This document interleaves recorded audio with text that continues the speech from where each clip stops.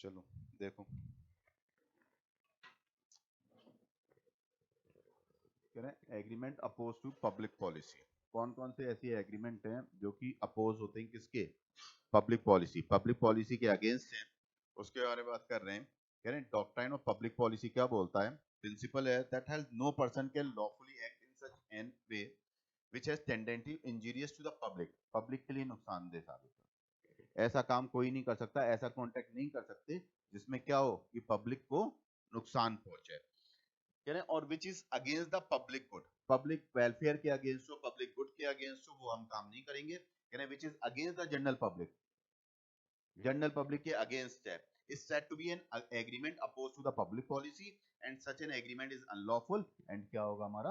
void हो जाएगा। ऐसा एग्रीमेंट क्या होगा? तुम किसी भी चीज के लिए, तुमने क्या सोचा कि चलो वर्ल्ड कप आने वाला है, अभी सट्टे की दुकान खोलते हैं, क्या है ये? Oppose to the public policy है।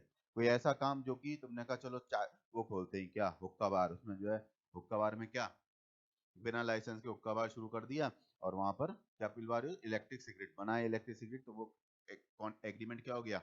वॉइड हो जाएगा, जो तुमने क्या किया, जगह ली होगी उस हुक्का बार खोलने के लिए। In India agreement oppose to public policy are void है of the section 23 of the India Contract.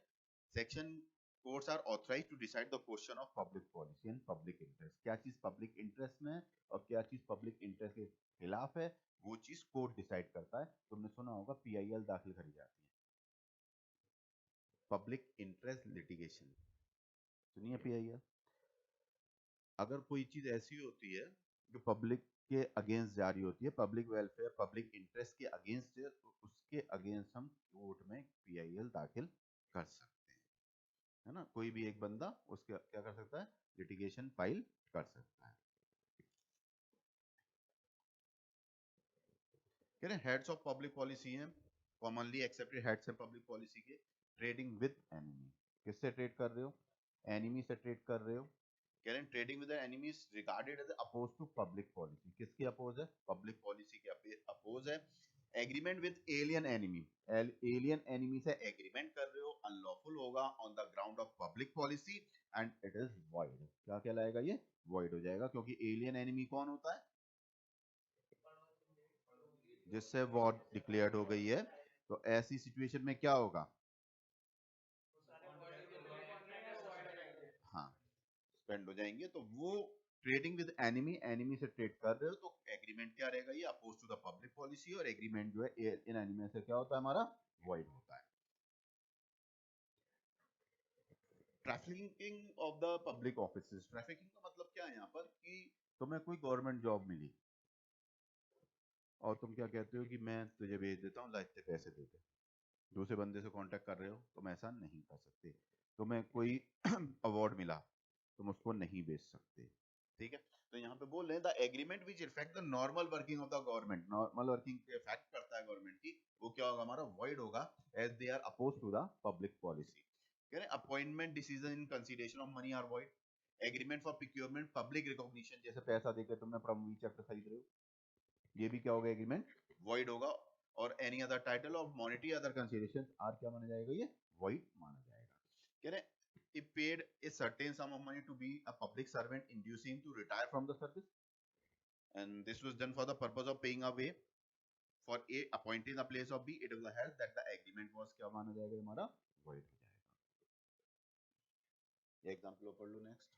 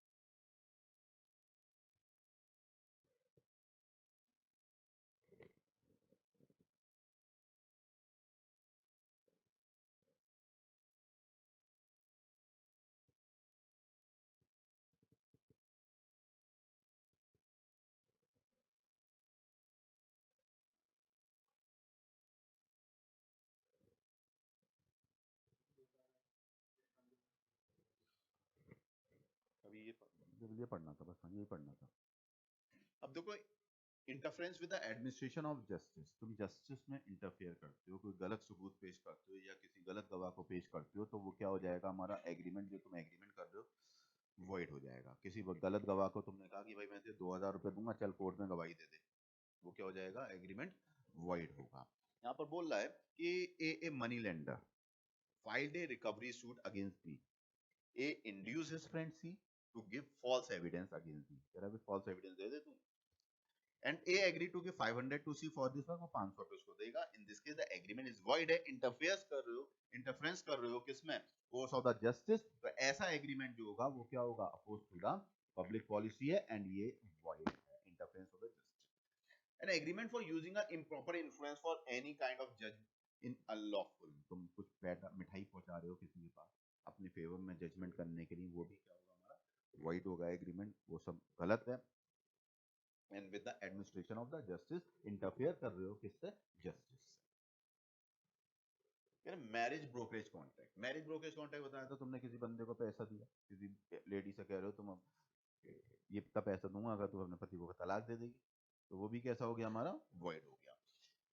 An agreement to procure the marriage of a person, consideration of some money is called a marriage brokerage contract. Such agreement being opposed to the public policy होता है। A promise with B to procure a wife for him and B agreed to pay a certain sum money for the procurement of the wife. Agreement to void है and the opposed to the public policy। कि भाई मेरे लिए एक बीवी का इंतजाम करवा दो, मतलब खरीदवा दो, जाके बोली लगवा दो तुमने इधर, है ना। An agreement to pay the money to the parent to a minor to induce him give the minor in marriage। Minor से दे रहे हो, पैसा दे रहे हो माइनर के पेरेंट्स को कि उसकी शादी करा दो जल्दी से मेरे साथ, वो भी क्या हो गया, वॉइड हो गया। एग्रीमेंट क्या होगा, पैसे भी रख लेंगे और शादी भी नहीं कराएंगे तुमसे, तो ऐसी हरकतें छोड़ दो तुम, गलत है। कह रहे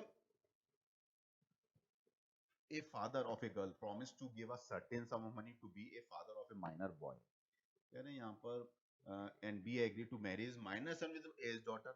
एग्रीमेंट क्या हो गया, void हो गया, opposed to the public policy है। Kalwan Gupta versus Lakshmi Narayan. Agreement in restraint of parental right, तुम एक पेरेंट्स के पास जाते हो, कहते हो तुम्हें फिक्र करने की जरूरत नहीं है, अब मैं हूँ इस बच्चे का देखभाल करने वाला, मैं इसकी शादी करूंगा, मैं इसके लिए मैं अच्छे से अच्छा वर्ड ढूंढ के लाऊंगा, तो मैं आज से इसका बाप, मुंह बोला बाप। कभी ऐसा देखा मुंह बोला बाप, बोलो नहीं होता ना मुंह बोला बाप, मुंह बोली माँ, ऐसा नहीं होता। पेरेंटल राइट तुम किसी के नहीं छीन सकते, पेरेंट्स के अपने पास सर्टेन राइट्स होते हैं, तुम उसको उनसे अलग नहीं कर सकते। तो कह रहे हैं the father and the mother are the natural guardian होते हैं माइनर चाइल्ड के।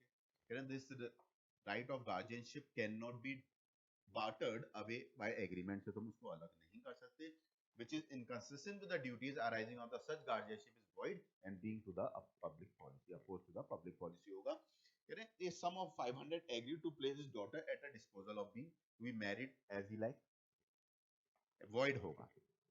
तुमने 500 रुपए दिए कि मैं जैसे मर्जी शादी करूंगा डॉटर की, दूसरे बंदे की लड़की की शादी तुम करने पहुंचो कि मैं करूंगा, तुझे कर ले पैसे ले, मैं करूंगा इसके लिए सब कुछ, मैं देखूंगा लड़का वाला, नहीं तो उसका राइट छीन रहे हो। ये जो एग्रीमेंट तुम्हारा होगा ये कैसा हो जाएगा, वॉइड हो जाएगा। Similarly agreement with the father agree to transfer guardianship, भेज देते हैं कि भाई ठीक है to minor children is favour of a lady was had to be void.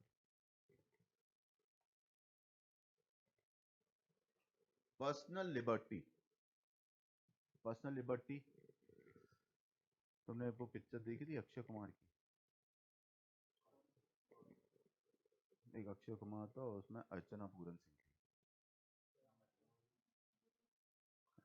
देखा याद ना वो, अच्छा कुत्ता जो था याद आई, कुत्ते का नाम आदमी जैसा था, आदमी का नाम कुत्ते जैसा था, तो मैंने देखा था कि अक्षय कुमार को उसके बाप ने कर्जा लिया था, उसको नौकर बना के रखी हुई थी और वो लाइफ टाइम के लिए नौकर था। एक वो नाटक आता था चकोर नाम का, याद है, वो हाथ पे मोहर लगी हुई होती थी उनमें, जिसको बोलते हैं बंधुआ मजदूर। मतलब तुम किसी से पैसे उधार ले लो, अब वो तुमको क्या करेगा, लाइफ टाइम तुम उसके यहाँ नौकर बनोगे। तुमने कटप्पा की कहानी तो सुनी होगी, है ना? तो वो लाइफ टाइम, मतलब पुरखों के पुरखों ने वचन दे दिया कि अब कटप्पा जो है क्या करेगा, गुलामी करेगा पूरे टाइम। तो कटप्पा ने पूरे टाइम गुलामी करी, करी नहीं करी? तो ऐसे कॉन्ट्रैक्ट्स आ रहे क्या होते हैं, वॉइड होते हैं। कटप्पा को पता नहीं था उस टाइम पे, तो इसलिए वो कर रहा था। ठीक है, तो यहाँ पे ए servant an agreement which restrain a personal liberty. Personal liberty बोला जाता है कि हम अपनी मर्जी माफिक काम ना कर पाए। To of an individual void and being to the opposed to the public policy, a servant borrowed some money from his employer. D. And agreed that he would not leave B job, borrow money, dispose of property or move from his house without the written consent के नहीं जाएगा। It was held the agreement क्या हो गया यहाँ पे, void हो गया, and duly restricted the liberty। अब ना तो वो छोड़ के जाएगा, ना कुछ प्रॉपर्टी बेच सकता है, तो उसकी लिबर्टी पे इम्पैक्ट आ गया। किस पे इम्पैक्ट आ गया, लिबर्टी पे। तो ये जो लिबर्टी रिस्ट्रिक्ट करी गई है, ये एग्रीमेंट क्या हुआ, void हो गया।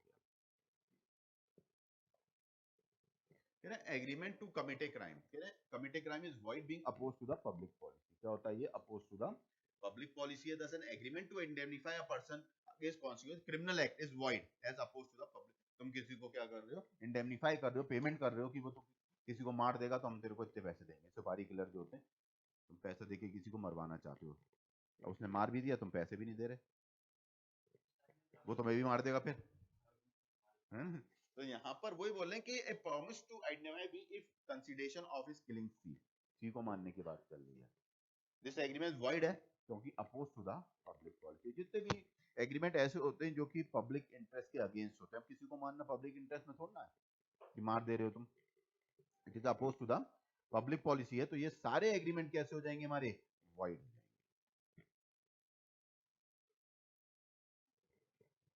बात आती है इलीगल एग्रीमेंट की। इलीगल एग्रीमेंट क्या होता है, कल बात करेंगे इसकी।